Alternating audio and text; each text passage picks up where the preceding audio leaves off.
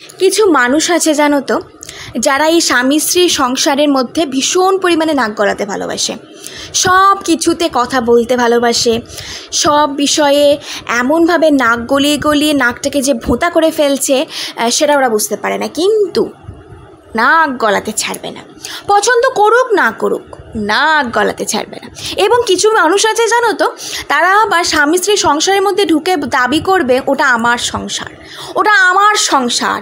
এ কি ভাই, তুমি কত বড় মূর্খ, কত বড় অশিক্ষিত যে স্বামী স্ত্রীর সংসারের মধ্যে নিজের সংসার বলে দাবি করো। নিজের সংসারটাকে নিয়ে নিজে সুখী থাকো না, নিজের পরিবারকে নিয়ে ভালো থাকো না।